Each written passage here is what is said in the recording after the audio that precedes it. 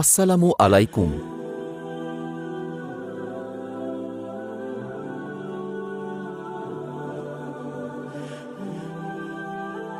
প্রশ্ন, রাসূল সাল্লাল্লাহু আলাইহি ওয়াসাল্লাম এর কোন স্ত্রী থাকাকালীন তিনি আর বিয়ে করেননি? উত্তর, রাসূল সাল্লাল্লাহু আলাইহি ওয়াসাল্লাম এর প্রথম স্ত্রী খাদিজা রাযিয়াল্লাহু আনহু। প্রশ্ন, নবী সাল্লাল্লাহু আলাইহি ওয়াসাল্লাম এর ডাক নাম কি ছিল? উত্তর, নবী সাল্লাল্লাহু আলাইহি ওয়াসাল্লাম এর ডাক নাম ছিল আবুল কাসিম। প্রশ্ন, খাদিজা রাযিয়াল্লাহু আনহুর গর্ভে মুহাম্মদ সাল্লাল্লাহু আলাইহি ওয়াসাল্লাম এর কতজন ছেলে মেয়ে জন্মলাভ করেছিল? উত্তর, খাদিজা রাযিয়াল্লাহু আনহু এর গর্ভে মুহাম্মদ সাল্লাল্লাহু আলাইহি ওয়াসাল্লাম এর 2 জন ছেলে ও 4 জন মেয়ে জন্মলাভ করেন। প্রশ্ন, কৈশোরে রাসূল সাল্লাল্লাহু আলাইহি ওয়াসাল্লাম কি কাজ করতেন? উত্তর, কৈশোরে রাসূল সাল্লাল্লাহু আলাইহি ওয়াসাল্লাম ছাগল চড়ানোর কাজ করতেন। প্রশ্ন, রাসূলুল্লাহ সাল্লাল্লাহু আলাইহি ওয়াসাল্লাম এর কতজন সন্তান ছিলেন? উত্তর, রাসূলুল্লাহ সাল্লাল্লাহু আলাইহি ওয়াসাল্লাম এর 7 জন সন্তান ছিলেন। তারা হলেন কাসেম, আব্দুল্লাহ, জায়নাব, উম্মে কুলছুম, রুকাইয়া, ফাতেমা ও ইব্রাহিম আলাইহিস সালাম। প্রশ্ন, সর্বপ্রথম মুসলিমগণ কোথায় হিজরত করেন এবং কখন? উত্তর, নবুয়তের 5ম বর্ষে সর্বপ্রথম মুসলমানগণ হাবশায়, বর্তমানে আফ্রিকার ইথিওপিয়া নামক দেশ হিজরত করেন। প্রশ্ন, ঈমানের শাখা কতগুলি? উত্তর, ঈমানের শাখা 70 এর অধিক। প্রশ্ন, বিদআত কাকে বলে? উত্তর, ইবাদাতের নামে নতুন কিছু সৃষ্টি করলে তাকে বিদআত বলে। প্রশ্ন, রাসূল সাল্লাল্লাহু আলাইহি ওয়াসাল্লাম কোন বাহনে করে মসজিদুল হারাম থেকে মসজিদুল আকসায় পৌঁছেছিলেন? উত্তর, রাসূল সাল্লাল্লাহু আলাইহি ওয়াসাল্লাম বোরাক নামক বাহনে করে মসজিদুল হারাম থেকে মসজিদুল আকসায় পৌঁছেছিলেন। প্রশ্ন, কোন সাহাবী রাযিয়াল্লাহু আনহুকে জীবন্ত শহীদ বলা হতো? উত্তর, তালহা বিন উবায়দুল্লাহ রাযিয়াল্লাহু আনহুকে জীবন্ত শহীদ বলা হতো। প্রশ্ন, রাসূলুল্লাহ সাল্লাল্লাহু আলাইহি ওয়াসাল্লামের শেষ আমল কি ছিল? উত্তর, রাসূলুল্লাহ সাল্লাল্লাহু আলাইহি ওয়াসাল্লাম এর শেষ আমল ছিল মিসওয়াক। প্রশ্ন, রাসূলুল্লাহ সাল্লাল্লাহু আলাইহি ওয়াসাল্লাম এর শেষ কথা কি ছিল?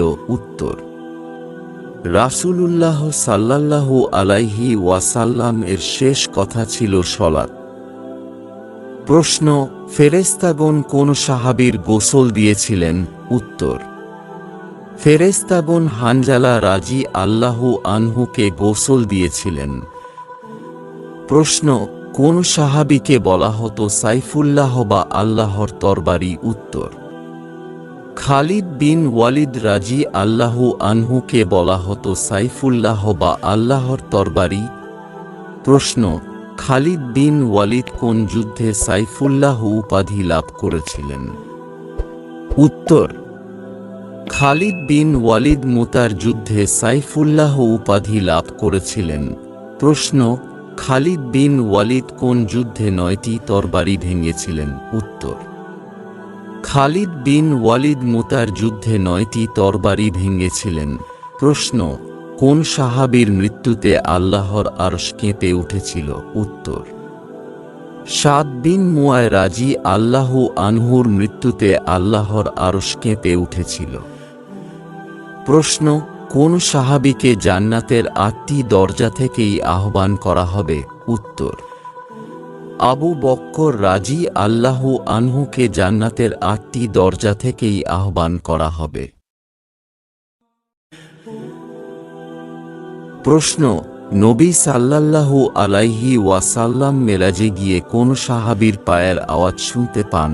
উত্তর, নবী সাল্লাল্লাহু আলাইহি ওয়াসাল্লাম মেরাজে গিয়ে বেলাল বিন রাবাহ রাজি আল্লাহু আনহুর পায়ের আওয়াজ শুনতে পান। প্রশ্ন, কোন সাহাবী ইসলামের প্রথম মুয়াজ্জিন ছিলেন?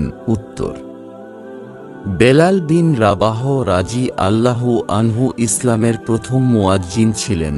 প্রশ্ন, নবী সাল্লাল্লাহু আলাইহি ওয়াসাল্লাম এর কতজন মুয়াজ্জিন ছিলেন? উত্তর, 3 জন। বেলাল বিন রাবাহ, আব্দুল্লাহ বিন উম্মে মাকতুম ও আবু মাহজুরা রাজি আল্লাহু আনহু। প্রশ্ন, নবী সাল্লাল্লাহু আলাইহি ওয়াসাল্লাম কোন সাহাবীর নিকট থেকে কুরআন তেলাওয়াত শুনেছেন? উত্তর, নবী সাল্লাল্লাহু আলাইহি ওয়াসাল্লাম আব্দুল্লাহ বিন মাসুদ রাদিয়াল্লাহু আনহুর নিকট থেকে কুরআন তেলাওয়াত শুনেছেন। প্রশ্ন, কোন সাহাবী সূরা বাকারা তেলাওয়াত করার সময় আসমান থেকে ফেরেশতা নাযিল হয়েছিল? উত্তর, সাইদ বিন হুজাইর রাদিয়াল্লাহু আনহুর সূরা বাকারা তেলাওয়াত করার সময় আসমান থেকে ফেরেশতা নাযিল হয়েছিল। প্রশ্ন, কোন সাহাবীকে কুরআনের অনুবাদক ও শ্রেষ্ঠ তাফসীরকারক বলা হতো? উত্তর, আব্দুল্লাহ বিন আব্বাস রাজি আল্লাহু আনহুকে কুরআনের অনুবাদক ও শ্রেষ্ঠ তাফসীরকারক বলা হতো। প্রশ্ন, কোন সাহাবীর জন্য নবী সাল্লাল্লাহু আলাইহি ওয়াসাল্লাম দুআ করেছিলেন?